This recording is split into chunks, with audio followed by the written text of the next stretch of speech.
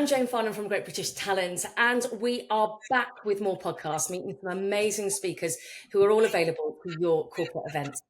So this podcast is an opportunity really to find out more about what makes these talented souls tick, what they talk about, and how they can help add value to your business. So first up, it's my pleasure to introduce Ronan Harrington, who talks about burnout, resilience, leadership, and sustainable high performance. That's a big list there, Ronan. Thanks so much for joining me.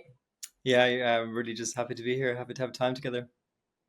Well, there's so much that I want to get into, really, because you've had a bit of a journey yourself, haven't you, from high pressure roles to becoming a Mhm. resilience teacher, really. It's all really fascinating. But so, how has your personal experience shaped your work today, both as a speaker and as a person? Yeah, well, like on the outside, I look fine. And, like I work with industry leaders like Deloitte and EY and KPMG and Aviva and Kellogg's. And the main feedback I get is like, wow, like you seem like great and you have it together. And on the inside, and like what I share as vulnerably as I can, is that I also live with a very severe chronic pain condition. I have fibromyalgia, for people who are familiar with that. And that was my personal price for having high profile, high pressure leadership roles and not knowing how to look after myself. I mistook endurance for resilience. That's what I did. I thought that if I just kept pushing through, plowing on, white knuckling it, that was the way both to success and advancing myself. And actually, that led to a health crisis and burnout. And, people who are familiar with the particular condition I have, it's when you put the body through so much stress that to protect itself, it raises its own internal alarm system and then gets stuck there. And how that has shaped me personally and as a speaker is that, there's tons of speakers out there and they've done great things and they've been through hardship, but often they come with a story having come back from Mount Everest, having won the Olympic gold. And I think what makes me different is that I'm still in it. I'm in the reality of being in an ongoing adversity. And I think that there's a particular lucidity and wisdom that comes from that place, from hearing someone's story and then to understand, okay, well, with that lucidity, how do we apply that to create really smart organizations? That's not just about well-being. It's about how do we get better on performance and productivity, and how do we do that in a sustainable way by looking after ourselves? Yeah, it's quite fascinating, isn't it? I've got lots of friends who I've got very good at listening to my body, and when body says rest, I rest, and I don't beat myself up about it anymore. And I think there's so many of us who need to factor that into our day-to-day lives. It is burnout probably becoming more and more popular as we strive to kind of, you know, get into the workforce and be the best that we can be. Yeah. How widespread is it? And I suppose it's down to leaders within the business to look out for their staff and also themselves. What should they be looking out for? How widespread is it? Well, the first thing I would say is that many of the headlines that you read about burnout on LinkedIn are from essentially marketing companies that have sampled about 1,000 people and want a sensationalist headline. So you have to draw on reputable sources. So, like the Gallup State of the Global Workforce 2023 report has it that a quarter of leaders feel burned out often or always, and 2/3 feel it at least some of the time. So when you add all of that up, that's 80% who are somewhat often or always burnt out. So I think the message I want to land here is that we are in this epidemic that has become normalized.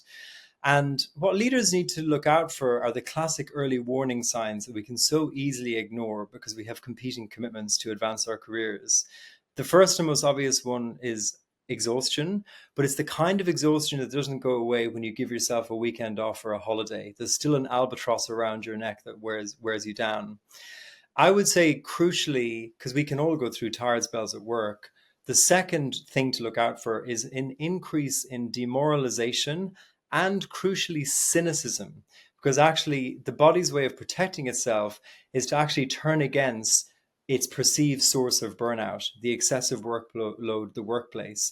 So, doing employee pulse surveys and having a finger on that is a really good indicator of the health and productivity of your workplace. And then the third one, and this is where it links to high performance, is that productivity flies out the window. If you're burnt out, and when I say burnout, you can have a first degree, a second degree, and a third degree burn. So like a lot of people, when they think about burnout, think, oh, well, I'm not signed off work, I'm fine. But we can still be limping along with our self-care practices. But you're kind of approaching burnout when it's the afternoon on a Tuesday, you've got 20 tabs open in your browser, a bit brain foggy, you're supposed to swallow the frog and do something like that's priority and advances your team. And instead you're in this kind of gray zone of work and reactive. And so I think really what leaders, and I think increasingly they are understanding, is that there's just is an intimate link between burnout, well-being, productivity, and performance, and that there is a smarter way of working that aligns all of them. Okay, so yeah, there's so many things going through my head right now because so you see it in your staff, you see the signs of burnout. Hmm. What are the first steps that you should do to help yourself or help those members of the team to take it to move away from the burnout and to become more um, resilient and more performative, so that you're performing better? What are the immediate actions? I mean, it begins by creating a culture where it's okay to open up about being burnt out.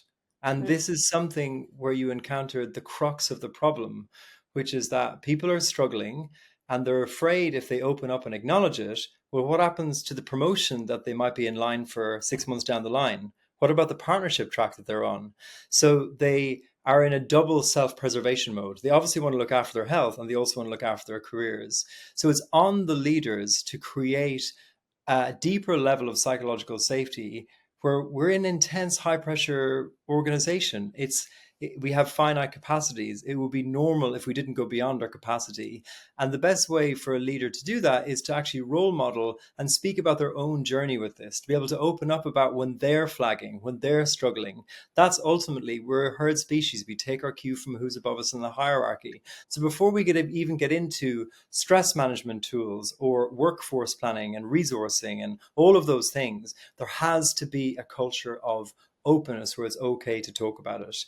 And there also has to be a recognition that you can't just then skip onto, okay, now for the performance bit. Like we go through cycles of exhaustion and renewal, and you have to honor people's process of recovering their capacity and getting back up to either their peak or previous peak of performance, and over time grow their capacity through resilience practices. So it does take patience and it requires an investment in people in the long term and not just this one and done quick fix solution, like let's just acknowledge it and then move on, if they're serious about creating sustainable high performance. Yeah, I mean, you talk about sustainable high performance. We've got quite a few high performance speakers. Mm, I, I suppose what I would like to know is how do you make that sustainable? Because high performance in itself is quite demanding. mhm, Um, so, what is the difference between teaching people to be high performers, but mhm. be how do you how do you manage your team to sustain that at a level that's Yeah. up here, Yeah. constantly? I mean, tips. Again, so I believe that the reason that the industry leaders are coming to me, because they've had the high performer speakers in, but they ultimately want to know how do we sustain it over time. And the key underlying principle is that sustainable high performance avoids boom and bust cycles. Any team can play out of their skin and knock it out of the park for one or two financial quarters, maybe even a financial year. But they do follow a boom and bust cycle. The body does keep the score. People, their capacity can be compromised. Attrition can happen. And the principle of sustainable high performance is that we actually go through deliberate cycles of peak exertion and renewal, not unlike an athlete that trains really hard for 4 hours in the morning and then goes through a renewal cycle and then may do evening exercise. But it's about applying that in an intense knowledge work environment where there's a digital avalanche coming at us at all times. And so, in order to operationalize that, what leading organizations are doing and the ones that I work with is they're putting in place systems and processes to navigate the digital avalanche of tasks coming at them. They actually have a playbook to navigate it, to prioritize it, to make sure that we are leveraging our cognitive and emotional and creative capacities to our people and to our tasks and doing it really well. And then culturally developing a somatic awareness of, I've reached my peak. I'm developing a discernment about what my red line is. I'm not pushing beyond it because that's what we do in default corporate legacy culture. And we schedule in, as part of the working rhythm, renewal cycles. And that ain't renewal cycle, watch Netflix on the commute home. It's actually allowing the body, as you know, as someone who practices these things, to metabolize, to integrate, and to release stored tension and stress, to go through an actual resting period that is deliberate and intentional, so that the next wave of peak exertion is peak. And it's about actually designing team practices and cultures and institutional processes that allow us to do that over time. That's the essence of sustainable high performance. Okay, so it's cyclical almost. Yeah, it's cyclical, exactly. But the cycles are both daily, weekly, monthly, and yearly, and that's the trick. And it's to understand that rest and recovery is an integral part of performance, not just this kind of thing that we inconveniently have to do. Mm. And you talk a bit about your 3M framework. So that's, correct me if I'm wrong, mindsets, mechanisms, and modeling. Yes. So So do elaborate on I will, that. yeah. So my first elaboration is that it ain't my framework. It's a close colleague and collaborator who I'm often in exchange with, the leading burnout researcher, Nicholas Petrie, and his research group in New Zealand first introduced me to this framework, but it's something that I talk about and I apply with organizations. So I've a good kind of, at this stage, data on its applicability in practice. So the 3Ms model, mechanisms, mindsets, and modelings, is based on the idea that, okay, organizations face a number of essentially underlying problems when it comes to knowledge work being both pseudo productive and overly stressful. So we're spinning multiple plates, we're constantly being distracted, we've got no time for deep focus, we're having to work into the evening just to keep on top of things. We're all familiar with this. And what organizations are doing is that rather than leaving that to, okay, well, let's do a resilience webinar with Ronan and give people some tools, they're asking the question, how do you actually institutionalize this so it becomes a rhythm? So the first thing is mechanisms. So for example, companies like Dropbox will have 9 a.m. to 1 p.m.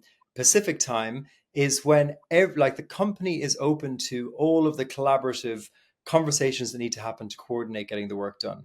The Slack messages, the emails, all of the calls. And then in the afternoon, it's deep focus time. So they can actually do high quality creative work that actually advances product innovation, which they need to do in order to stay on top of their game.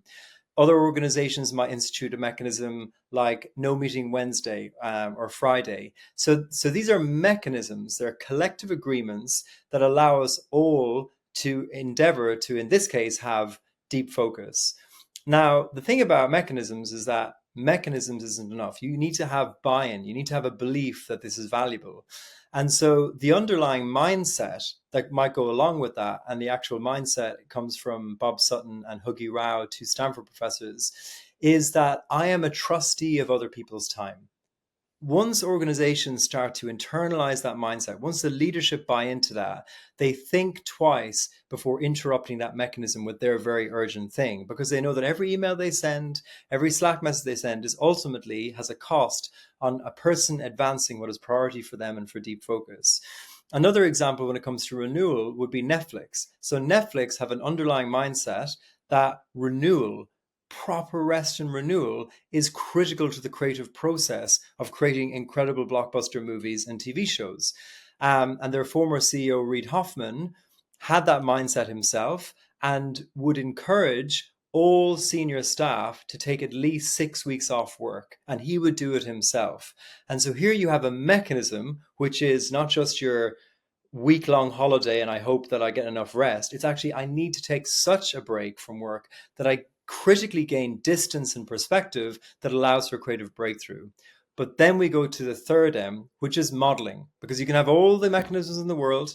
You can even have an underlying mindset that people kind of buy into. But unless the leadership are role modeling it, unless they're respecting it, then it won't stick.